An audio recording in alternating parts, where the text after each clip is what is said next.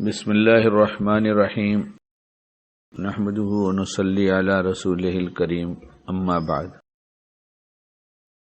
ہماری دنیاوی ضرورتیں مال سے پوری ہوتی ہوئی نظر آتی ہیں۔ مال ہوتا ہے تو ضرورتیں پوری ہوتی ہیں۔ ضرورت میں کھانا اور کپڑا اور مکان اور سواری، یہ ہر ایک کی چاہت ہوتی ہے کہ ہمارے پاس ہو، اور پھر اس چاہت اور اس ضرورت کو پوری کرنے کے لیے جب جانتا ہے کہ مال کی ضرورت ہے، اسی سے پوری ہوگی، تو مال کی محنت کرتا ہے۔ کوئی ایک بڑا کاروبار کر رہا ہے، کوئی چھوٹا کاروبار کر رہا ہے، کوئی سروس نوکری کر رہا ہے، لیکن سب کے سب جتنے دنیا میں ہیں اس مال کو حاصل کرنے کی کوشش کرتے ہیں، اور یہ بری چیز نہیں ہے۔ حلال روزی کمانا چاہیے تاکہ اس سے برکت ہو، ضرورتیں بھی پوری ہوں اور برکت کے ساتھ ہو جائے۔ برکت کا مطلب یہ ہو گیا کہ مال کم بھی ہو تو بھی ضرورت پوری ہو جائے گی، اور بے برکتی یہ ہے کہ مال بہت ہو پھر بھی ضرورتیں پوری ہوتی دکھائی نہیں دیتی، ہر دم مال کی تنگی رہتی ہے۔ اب اس میں ایک بات یہ سمجھنی تھی، شکیل اپنے ہی کو کہتا ہے کہ ایک آدمی کی ضرورت جو ہے وہ 10,000 روپے میں پوری ہو جاتی ہے۔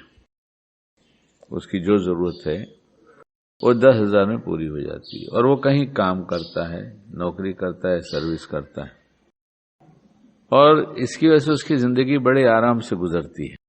اس نے یہ طے کر رکھا ہے کہ مجھے 10,000 میں اپنی ان ضرورتوں کو پوری کرنا ہے، تو الگ الگ قیمت کی چیز بازار میں ملتی ہے۔ جس کا جیسا بجٹ ہوتا ہے وہ اسی حساب سے چلتا ہے، تو پھر اس کو کوئی پریشانی نہیں ہوتی۔ جب آدمی شوق پورا کرنے لگتا ہے تو پریشانی شروع ہوتی ہے۔ اسی لیے ایسے مالداروں کے پاس جانا جہاں اس کا شوق ہم کو لگنے لگے، تو اپنے آپ کو بہت بچانا چاہیے۔ اور اس کی بہت ساری ترکیب ہو سکتی ہے، لیکن اس کلپ میں ابھی وہ ساری باتیں تو نہیں آئیں گی۔ لیکن جس کی صحبت میں دنیا کی چیزوں کی حرص و لالچ اور شوق بڑھتا رہے، تو اپنے آپ کو بہت کنٹرول میں کرنا چاہیے۔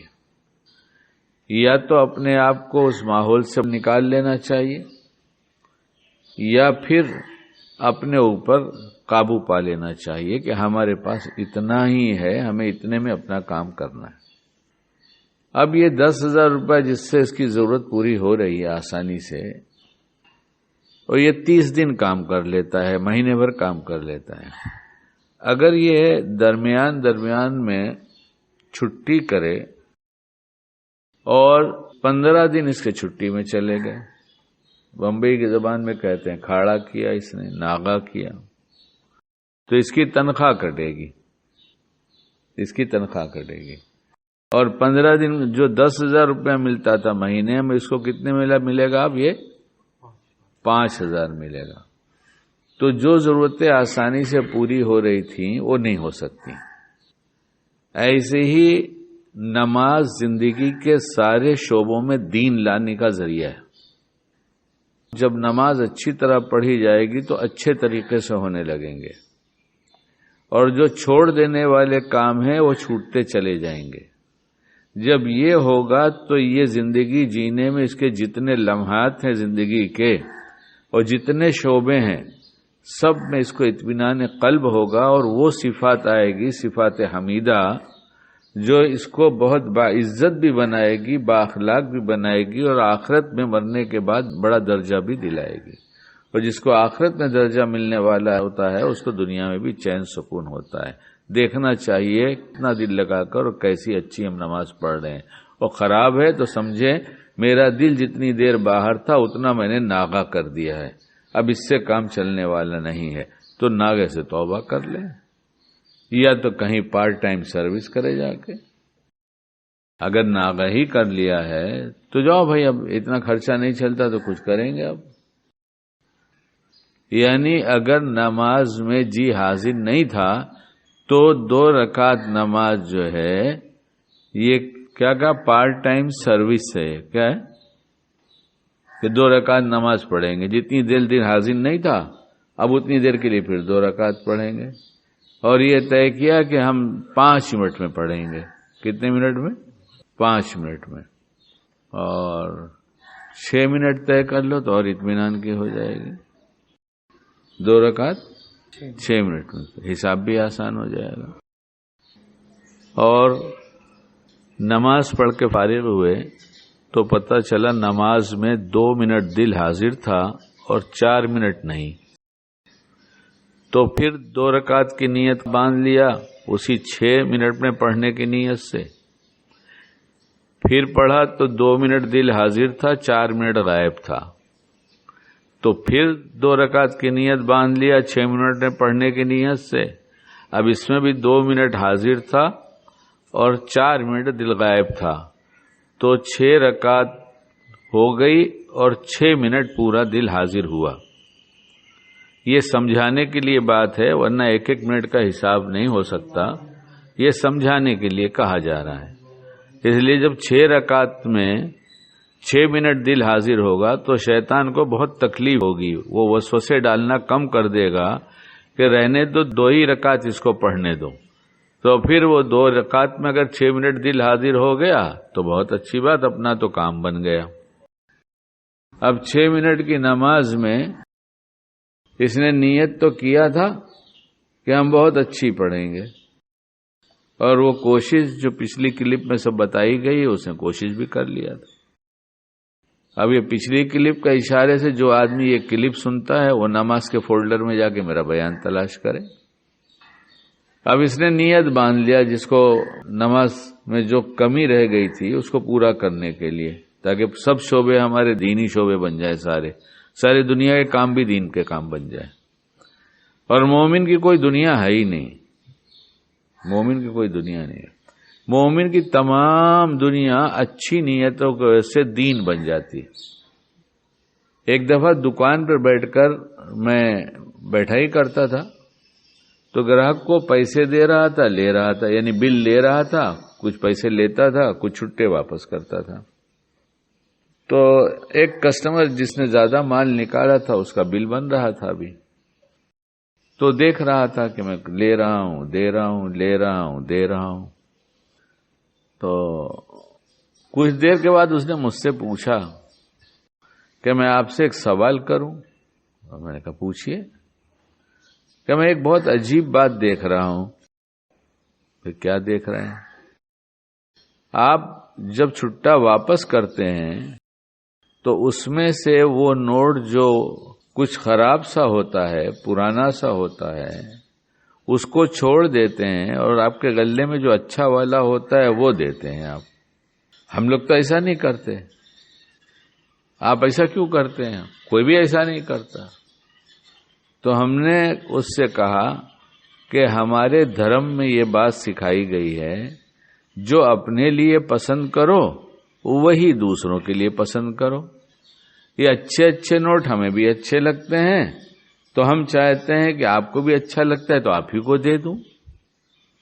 اور نوٹ تو سب 100 کا 100 ہی روپیہ ہے، 101 تو ہوتا نہیں، لیکن ہمارے اس نوٹ کے دینے پہ ہماری نیکیاں بڑھ جاتی ہیں، یعنی ہمارے کھاتے میں پنیہ کا ایک کام لکھا جاتا ہے، یعنی ایک اچھا کام لکھا جاتا ہے، پنیہ کہتے ہیں نا، بھلے کام، ہاں، یہ نیکی ہم کو مل جاتی ہے۔ تو اسی دکان پر بیٹھ کر ایک ایمان والا نوٹ بھی کماتا ہے اور نیکی بھی کماتا ہے۔ تو یہ دکان نیکی کمانے کی جگہ ہوئی کہ نہیں ہوئی؟ ہوئی نا۔ تو مومن کی کہاں دنیا ہے؟ مومن کا تو سب دین ہی دین ہے۔ میں ہمیشہ بیگ لے کے چلتا رہا ہوں، اب اپنی بات بھی آ گئی تو کہنا چاہیے، کیا حرج کی بات ہے، ہمیشہ میرے ساتھ بیگ ہی رہتا رہا۔ تو اور بس سے چلنے کا عادی، ٹرین سے چلنے کا عادی، گاڑی ہے، ڈرائیور ہے تو بھی پیسے بچاتا ہوں۔ اس کا بہت بڑا فائدہ ہے، اور جس کی مجبوری ہے کہ نہیں اس کو 10 جگہ جانا ہے، اس گاڑی کے بغیر نہیں جا سکتا، ڈرائیور کے بغیر نہیں جا سکتا، تو اس کی مجبوری ہے۔ یہ کسی کے بارے میں یہ فتویٰ نہیں ہے کہ وہ گاڑی سے نہ چلا کرے، سب کو اپنا حال پتا ہے کہ کس کو گاڑی سے چلنا ہے، کس کو ٹرین سے چلنا ہے، کس کو بس سے چلنا ہے۔ جب کم ہوتا ہے تو ٹرین سے چلتا ہے، جب زیادہ آ جاتا ہے تو سیٹ ہو گیا تو گاڑی ضروری ہے۔ گاڑی ضروری سیٹ ہونے کی ضرورت نہیں ہے، ضرورت ہے تو گاڑی ضروری ہے، اور نہیں ہے تو گاڑی کھڑی رکھو، ٹرین سے چلے جاؤ۔ جتنی راحت میں نے ٹرین میں پایا، کوئی ٹینشن نہیں رہتا، اور روڈ پہ چلاؤ، اگر خود چلا رہے ہیں تو ٹینشن میں، اور ڈرائیور چلا رہے تو ڈبل ٹینشن ہے، کہیں ٹھوک نہ دے، کہیں کر نہ دے، اے بھائی ذرا سیدھے چلا، ارے بھائی اتنا فاسٹ کیوں چلا رہا ہے؟ کوئی ہمارے جیسا، ارے بھائی اتنا دھیرا کیوں چلا رہا ہے روڈ خالی، ذرا فاسٹ چلا۔ اب بولے کہ اس نے گڈھے میں گاڑی گرا، ارے تو اس روڈ پہ روز آتا جاتا، تیرے کو معلوم ہے گڈھا ہے، پہلے ہی ادھر سے بدلی کرنا چاہیے۔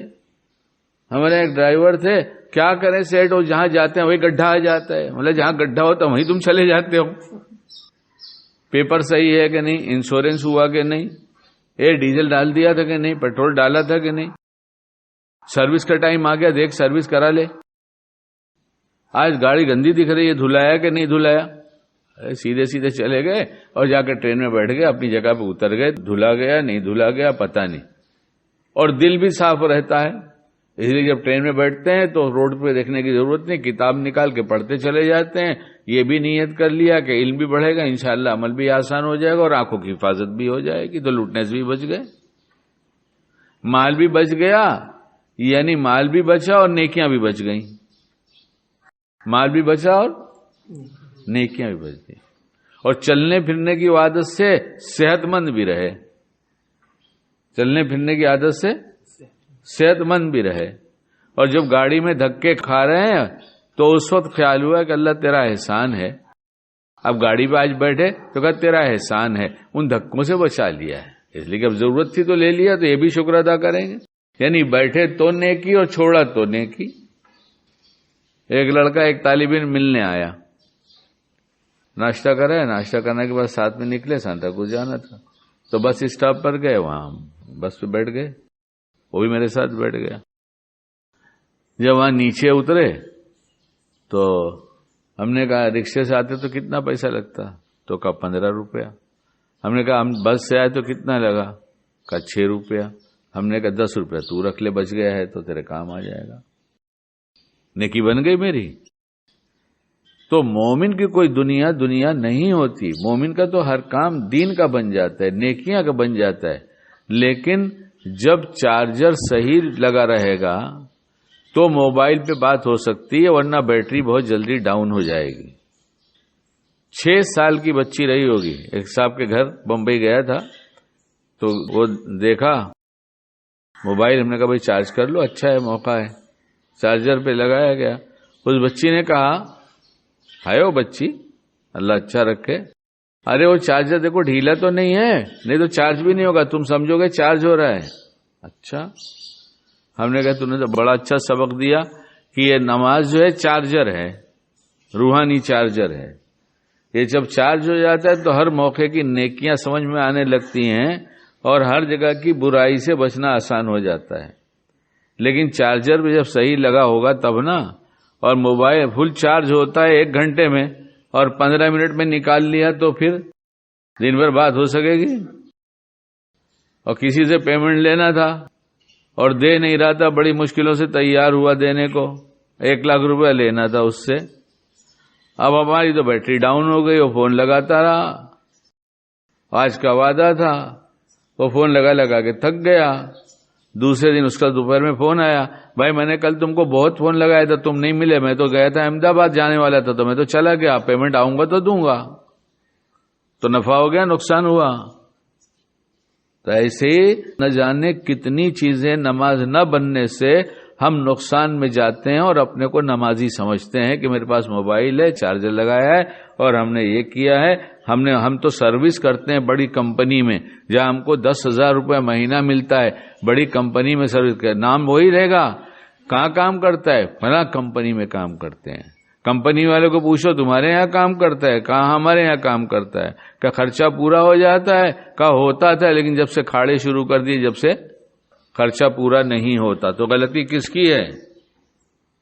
ہم نے کوشش ہی نہیں کیا، ہمیں خیال بھی نہیں آتا، اللہ ماشاءاللہ میں تو شکیل کے لیے بیان کرتا ہوں، اپنے کو جانتا ہوں، اور تجربہ کر کے کوئی بھی دیکھ لے، اگر اچھی نماز کی نیت کر کے نیت باندھتا ہے اور اپنے وہ ترتیب وہ ترکیب جو بتائی گئی ہے شریعت میں وہ سب کرتا ہے، یا لوگوں نے اپنے تجربے کی بنیاد پر بتایا ہے ویسا کرتا ہے، تو دیکھے گا کہ سارے شعبے اس کے اچھے ہوتے چلے جائیں گے.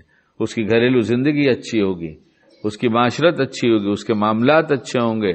وہ بازار میں ہوگا تو وہاں دین پہ چلے گا، دین پہ لوگوں کو چلائے گا، دین کی دعوت دے گا. ایک ہے زبانی دعوت دینا، ایک ہے عملی دعوت دینا.